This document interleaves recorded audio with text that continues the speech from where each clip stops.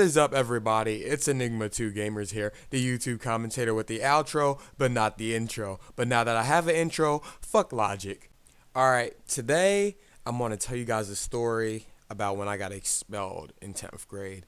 I wanted to save this story for a special time, but I want to send this video to your girl Fizz for the YouTube commentator idol series that she's producing. So shout out to your girl Fizz. Alright, let's get into it. 10th grade really wasn't a good year for me. I used to always get in trouble. I got suspended a few times, and I used to be in detention a lot. My grades were okay, but I almost failed geometry. Anyways, I'm getting away from the story. Let me get back into the story. So one day, me and my friends were, sitting, eating lunch, chilling, laughing, and joking. Then out of the blue, someone threw something at the back of my head. And I asked my friend, who threw something at my head? My friend pointed to someone that was sitting not far away from us, but somewhat close to us. And so after lunch, I confronted the guy that threw something at my head. We start arguing, we start yelling, and start cussing. The hall monitor got between us, and the hall monitor sent me to the main office. Then from there, the principal would start to talk to me.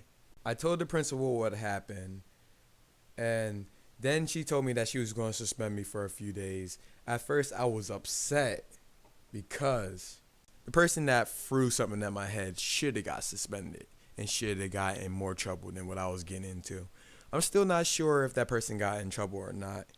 So the principal called my parents, let my parents know. And then after she was done talking to my parents, she hanged up the phone and she told me that she'll be back. She has some things to take care of. So I was waiting in her office for at least 10 to 15 minutes. During that time, I saw her soda cup.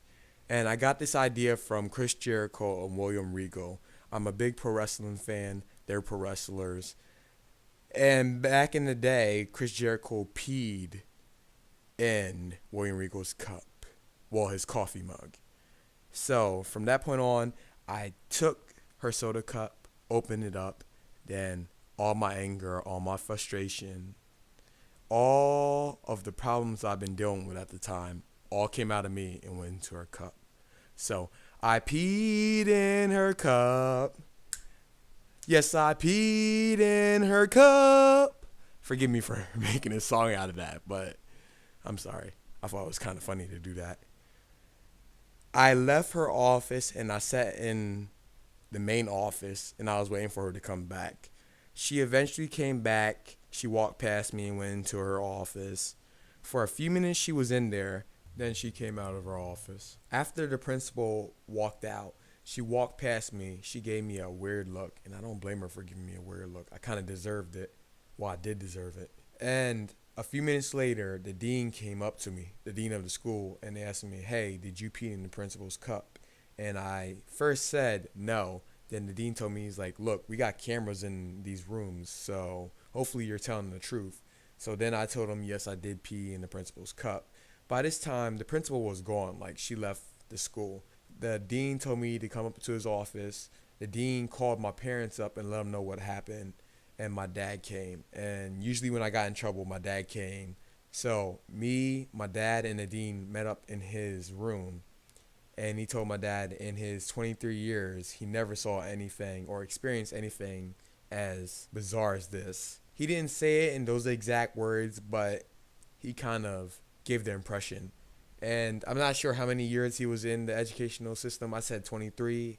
I forget how many years. I'm sorry. And while he was telling me and my dad all this, my dad gave me this serious look.